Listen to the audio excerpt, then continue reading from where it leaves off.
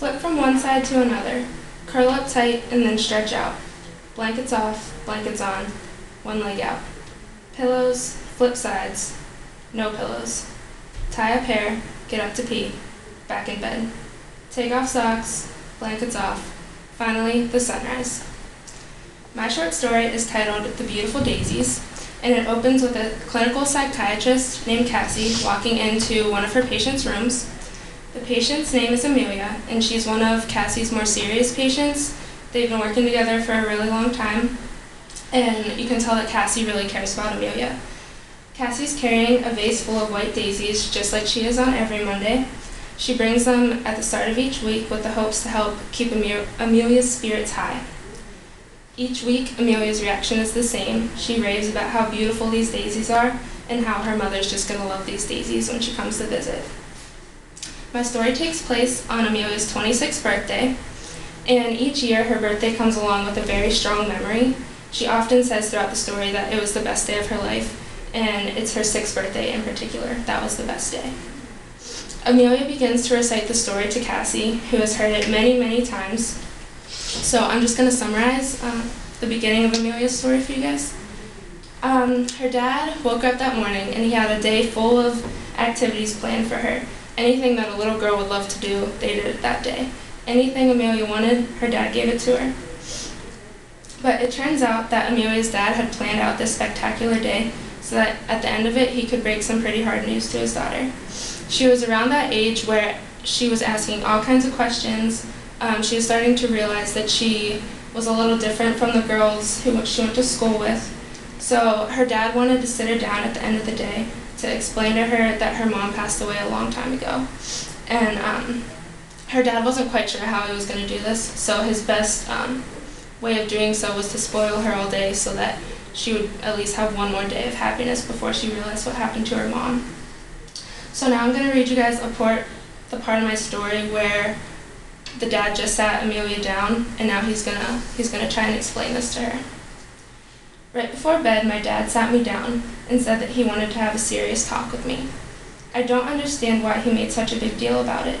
He was about to give me the best birthday present a girl could ever ask for.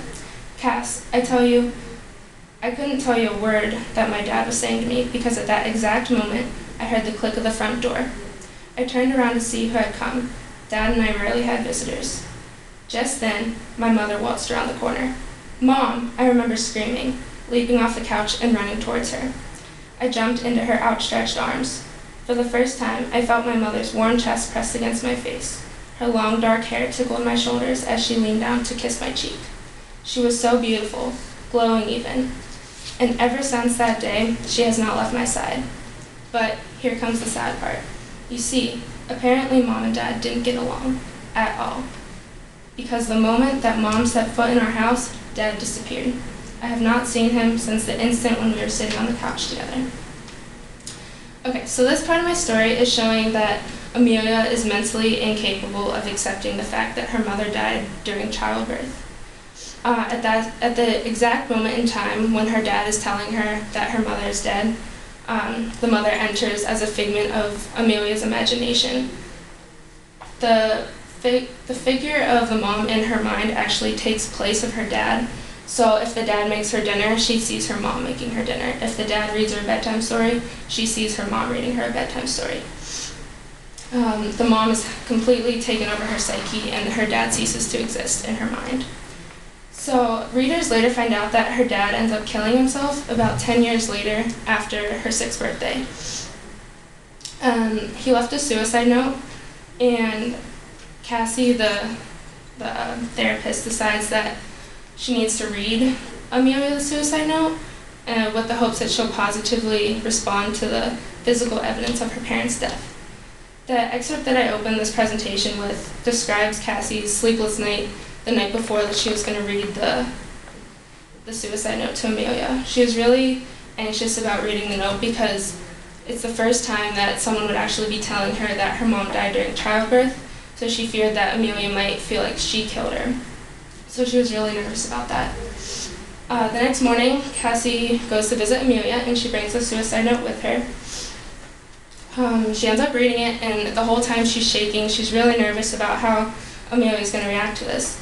But Amelia's reaction was not at all what Cassie was expecting.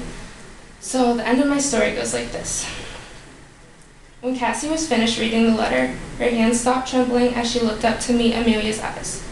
Much closer than she remembered, Amelia was sitting stiff as a board in bed, her blood-red eyes staring into Cassie.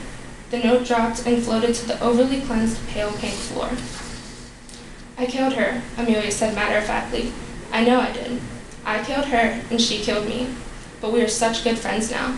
Soon you will join us, Cassie. She can't wait to finally meet you."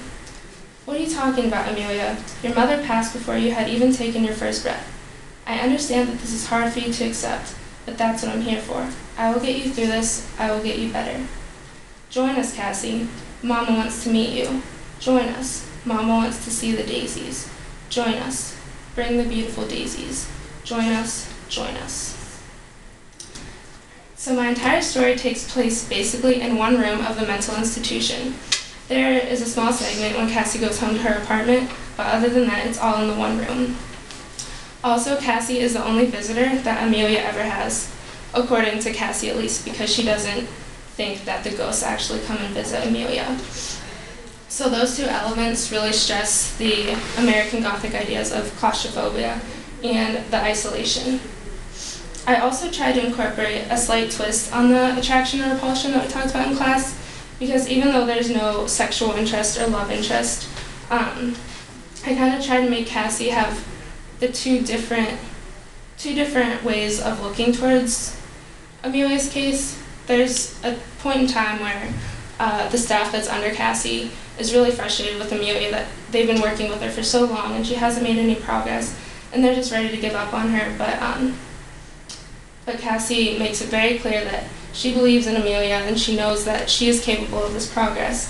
And in that part of the story, you can really tell how much she cares about Amelia. But then in the scene just before that, when Amelia was telling Cassie her story for what seemed like the 1000th time, I had Cassie making kind of sarcastic remarks in her head that kind of hinted at the frustration that she felt, but she couldn't outwardly express. So that was kind of my attempt at a little twist on the attraction and repulsion that we talked about in class. I also repeated the symbol of white daisies throughout my story, and I really wanted to contrast the beautiful flowers with the kind of twisted or depressing or uncomfortable setting that they were always in, like the mental hospital. Throughout my story, I also used the short, choppy sentences like I opened the presentation with, and anytime those sentences were used, it was with the attempt to kind of portray the frustration that my characters were feeling. So I wanted the reader to try and be in that situation with my character and feel what they were feeling at that point in time. And then finally, there was the element of repressed memory in my story. From the second that Amelia found out that her mother had died, she implanted a coping mechanism into her mind, so that her mom would always be there with her and she would never have to accept the fact that she was dead. So with all this repressed turmoil, she creates this false happiness from this memory of the best day ever. But the best day ever had a memory that was too emotionally powerful to constantly have in her conscious memory. So she repressed that, and that's why there's this false sense of happiness that always occurs on her birthday. I'll close my presentation with a bit of research that I produced on the psychological impact that losing a parent has on a child. My research showed that 1 in 9 Americans have lost a parent before the age of 20, which is clearly the case with Amelia. If you want to believe that she has lost both of her parents, then this is kind of amplified for her. But something else that specifically relates to this character is the fact that these children who have lost a parent are often very isolated. They have nobody to turn to because all of their fellow family members are grieving just like they are. The other parent often tries to go on living the normal life and raise the child as normal as possible, but they're grieving just as much, if not more, as the child. So they often seem unattached, and I had this incorporated with Amelia's dad because his laugh was described as whimsical at one point in time, but then if you looked into his eyes when he was laughing, they were hollow and dark and there's nothing there. So you kind of get the contrast of he's trying really hard, but he's grieving just as much as Amelia is, so that's why she's so isolated. And then finally, I found that grief is often more prominent in times of life transitions, such as birthdays, graduations, weddings, which definitely makes sense in my story because every year on Amelia's birthday, she has this exceptional memory of meeting her mom. And it makes sense that the memory is so strong because her birthday is the time when she found out that her mom had passed away. So that's when she's grieving the most, and that's when her coping mechanism has to work overtime to help her deal with the emotions that she's feeling. Thank you.